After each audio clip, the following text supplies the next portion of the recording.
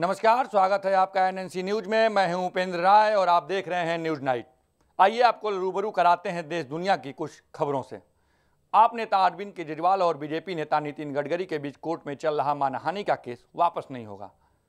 आपको बता दें कि कोर्ट ने गडकरी और केजरीवाल को आपस में मामला सुलझाने को कहा था। आप नेता अरविंद केजरीवाल अपने बयान पर अड़े रहे और नितिन गडकरी से माफी मांगने से साफ इनकार कर दिया। गडकरी से माफी मांगने से इनकार करने के बाद नितिन गडकरी भी केस वापस न लेने की जिद ठान ली, जिसके बाद कोर्ट ने इस मामले की आगे सुनवाई करने की इजाज़त दी।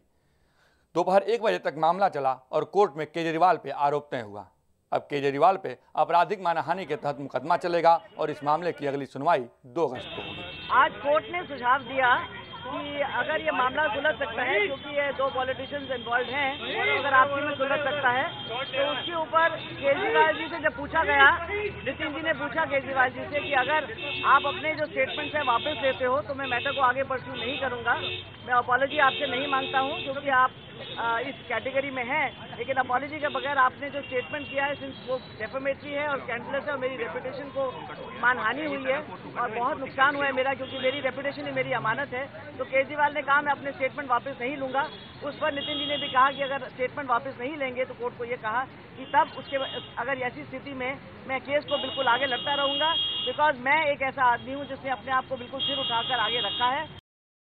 ऑपरेशन ब्लू स्टार की 30वीं वर्षी के मौके पर अमृतसर के स्वर्ण मंदिर में आयोजित एक कार्यक्रम के दौरान मंदिर के परिसर में सिखों के 2 समूह आपस में भिड़ गए, जिसमें 12 लोग घायल हो गए। यह झड़प स्वर्ण मंदिर के टास्क फोर्स के सदस्यों और शिरोमणि अकाली दल के सांसद सिमरनजीत सिंह मान के समर्थकों के बीच हुई। मान के समर्थकों और स्वर्ण मंदिर टास्क फोर्स के कार्यकर्ताओं ने तलवारों से एक दूसरे पर जम के हमला किया।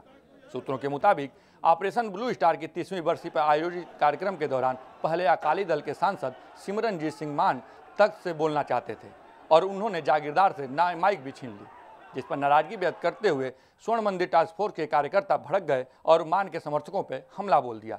इस हिंसा में 12 लोग जख्मी हो गए।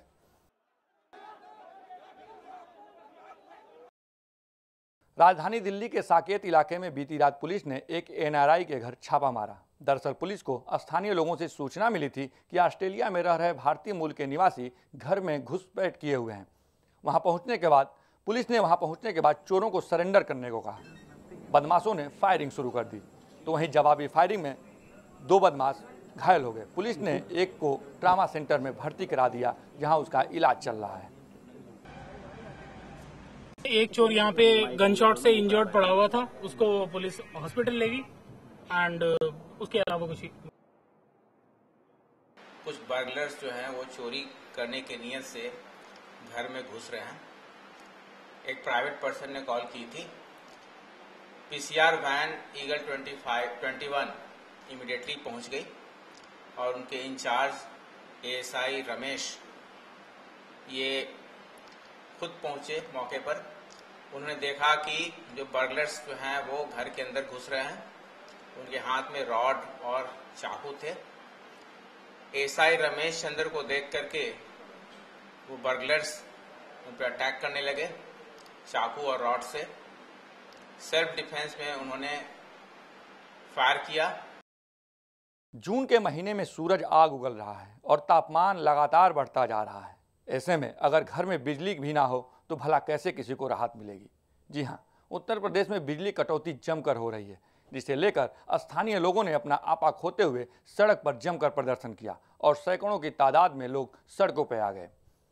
शाहपुर उपकेंद्र घेर लिया और जमकर हंगामा और नारेबाजी की। स्थानीय लोगों का आरोप है कि कई दिनों से यहां पर बिजली 5 से 10 मिनट ही आती है और फिर चली जाती है। उनका आरोप है कि यूपी सरकार ने चुनाव के नतीजों के बाद गोरखपुर को अंधेरे में रखने का निर्देश दे दिया है। अभी हम लोगों ने चक्का जाम किया था बिजली की मांग के लिए, लेकिन भीड़ बढ़ता हुआ देख प्रशासन को लगा कि यहाँ बवाल हो सकता है, कुछ भी हो सकता है। उनकी लड़ाई बीके श्रीवास्तव को उन्होंने एडीएम सिटी ने फोन किया तो 10 मिनट में लाइट आ गई। कैसे लाइट आ गई? कोई अगर फॉल्ट होता तो इतनी जल्दी लाइट आ जाती। इन 3 दिन से बहुत ही ज्यादा प्रॉब्लम है। ये सारी बदतमीजी यहाँ के जेई, एसडीएम और एससीएन की है। उत्तर प्रदेश सरकार को अगर हम जंगल राज कहें तो ये गलत नहीं होगा, क्योंकि उत्तर प्रदेश में लगातार बढ़ रहे महिलाओं पर अत्याचार के मामले थमने का नाम नहीं ले रहे। महिला सुरक्षा को लेकर सरकार की नाकामी साफ तौर पर देखी जा सकती है। ताज़ा मामला चंदौली के मुगल सराय कोतवाली का है, जहां एक महिला के साथ 3 लोगों ने सामूहिक दुष्कर्म किया। पीड़ित महिला वाराणसी की रहने वाली है और मुगल सराय अपने रिश्तेदार के घर आई हुई थी। महिला का आरोप है कि 2 दिन पहले आरोपी और उसके साथी उसके बच्चे को जबरन वाराणसी ले गए और वहां उसके बच्चे के सामने ही जबरदस्ती बलात्कार किया। पुलिस ने पीड़ित महिला की तहरीर पर मामला दर्ज कर लिया है और मामले में जुट गई है।